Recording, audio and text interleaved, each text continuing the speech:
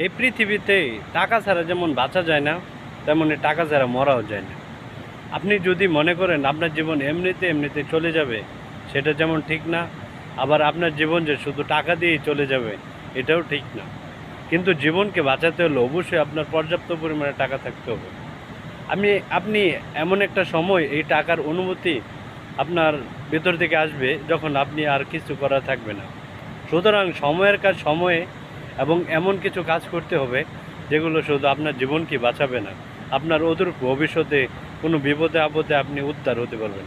টাকা শুধু আপনার জীবনের ক্ষেত্রেই কাজে লাগে না, আপনার অদূর ভবিষ্যতে কোনো একটা বিপদ আপদ থেকে উদ্ধার করার জন্য এই টাকা কাজে লাগে।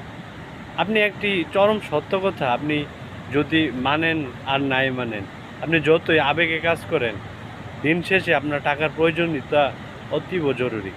আপনি টাকার প্রয়োজনীয়তা অবশ্যই থাকবে। আপনি গতানুগতিক শিক্ষিত হয়ে শিক্ষা গ্রহণ করে এই টাকা যদি উপার্জন আপনি নাও করতে পারেন, কিন্তু কিছু পথ অবলম্বন করলে অবশ্যই আপনি টাকা উপার্জন করতে পারবেন। সুতরাং আপনি পুঁথিগত বিদ্যা আর পরহস্ত ধন যেমন মানুষের কাজে আসে না, তেমনই আপনার জীবনে এমন কিছু বিদ্যা অর্জন করেন যেগুলো আপনার শুধু হাতে বা মাথায় সীমাবদ্ধ থাকবে না, আপনার হাত দিয়েও সেই বিদ্যাগুলো প্রকাশ পাবে। সুতরাং সেই বিষয়গুলো আপনারা একটু দেখবেন যেগুলো আপনার জীবনে কাজে লাগে। সেটা হতে পারে বিভিন্ন কর্মমুখী শিক্ষা। অবশ্যই কর্মমুখী শিক্ষা আপনার জীবনকে সফলতা এনে দেবে।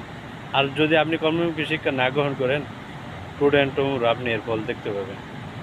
আর এই বিদ্যার পিছনে দৌড়ে লাভ নেই, কর্মের পিছনে ছুটেন, যেটা আপনার জীবনকে উৎফুল্ল করবে এবং সফলতা এনে দেবে। এটাই বাস্তব।